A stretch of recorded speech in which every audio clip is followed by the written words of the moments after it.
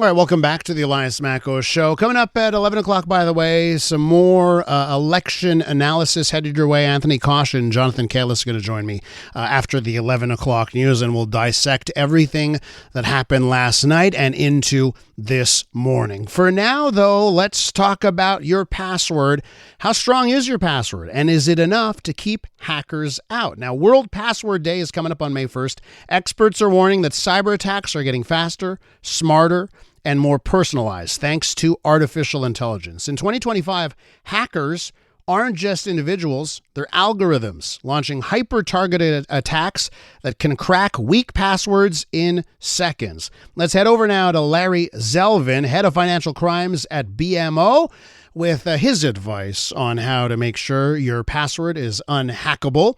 Larry, welcome to the program. Thank you, Elias. Great to be with you and your listeners. First, let's talk about just the threat here, right? And just how sophisticated the attacks on the everyday Canadian, how sophisticated the attacks are getting in the age of AI. Look, I don't want to scare folks, but I'll tell you, it's becoming more and more sporty out there each and every day. And look, before I get to AI, let's just talk about, who's out there trying to steal your passwords. Look, it's everybody from nation states, North Korea, Iran, China, Russia, to cyber criminals, people who are trying to commit frauds, and probably many folks have had a number of calls, texts, and emails from these folks already, so not telling you anything new there. Then you have people who are hacktivists, people who have causes that are legitimate but are using cyber as a means unlawfully to further their cause or to maybe exploit people. Then you have insiders within an organization who also create great risks. But the thing about AI is it's lowering the bar, so you don't have to be overly sophisticated. You don't have to be overly technical to figure out how to crack some of these passwords.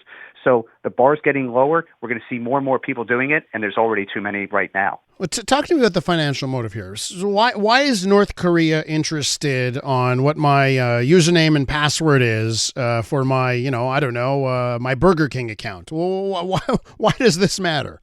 No, great question. I mean, look, the main reason is that the sanctions are working and they need money. They don't have an economy per se. It's mostly around the military. So they are really heavily into the cryptocurrency fraud scheme. So more and more people are being outreached by these organizations saying you can make a ton of money in crypto. Hey, just give us some money, bring it in. And I recently talked to a gentleman, $2 million he had before we had to convince him that, no, this was fraudsters and you have to be very careful out there. Same thing with other countries like Russia and Iran.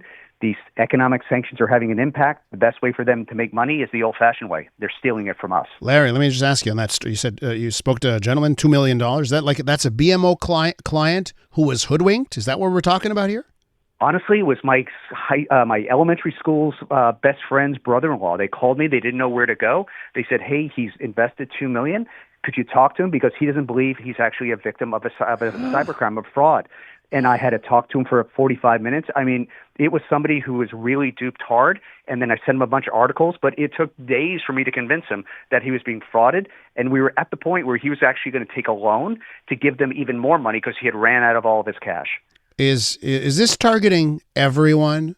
For our listening audience, who really needs to be concerned here? And I ask that because I hear a lot of times this is targeting the elderly, and seniors should be on the lookout for these types of things. But and maybe that example you said sort of proves that it could be just anyone. But you have any further light on that side of things? No, you're spot on. It is everyone. It doesn't matter where you went to school, what your economic situation is. It doesn't matter what your gender is. Everyone's being victimized. But that said, there are certain groups within our society that are being victimized more so. And you're right, it is the elderly, but it's also adolescents. It's younger people, particularly young boys. And I'm a father of 2 sons, but they're going into the gaming industry. They're stealing their information, stealing credit cards. And then with young girls, unfortunately, there's other areas where they're being exploited. So it's unfortunately everybody. The more you can get educated and understand these threats. And also I encourage people to have honest conversations with folks who are older that are important to them, family and friends, but don't also forget the kids, particularly the adolescents. Can I ask you if we just need to ditch the password altogether? It's not lost on me that many of the most important accounts that I have now, they don't want my password anymore. They use, I think it's called the pass key, and they use Face ID. They scan my face, or they'll scan my fingerprint. And that's how they verify me now, because I think these companies know that passwords are so easy to hack. Do we need to even just ditch passwords entirely? Yeah, we do. And honestly, the internet was never designed to have passwords. They came after the fact, and they were really poorly designed, and we've never gotten away from it. And look, if this was 5 years ago, I would tell you and your listeners, look, 8 characters, use symbols and numbers. But honestly, I think the number's up to 16 letters, symbols, and numbers. It's crazy. And you hit it exactly right. There are algorithms that can crack this. So the more complicated you make it, the longer you make it, the less likely it is for the crack. And do know that these cyber actors typically go to the path of least resistance. So if you're somebody out there and your password's like password 123 or whatever those simple ones are, it will take them a second or two to crack that. But if you have something much longer, it is harder, and they'll usually move on because it's just too much of a pain in the neck.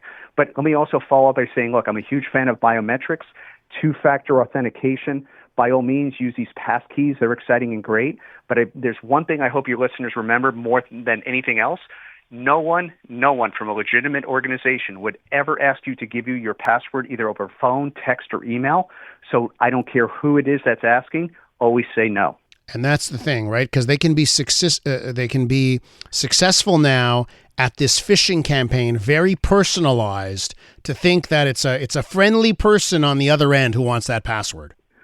Spot on, Elias. And look, they're going to create some of an emotional response, like a loved one's in danger, or you're going to lose internet service, or perhaps you haven't paid tickets or something along those lines.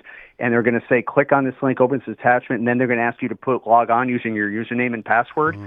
All those should be indicators of, I should stop doing this. I need to stop, because obviously it could lead to a really bad day, if not weeks or months, as you try to recover. Larry, keep fighting the good fight. I want to thank you for coming on. Maybe we can touch base in the future as well. I'd welcome that, and thank you all. Larry Zelvin right there, head of financial crimes at BMO.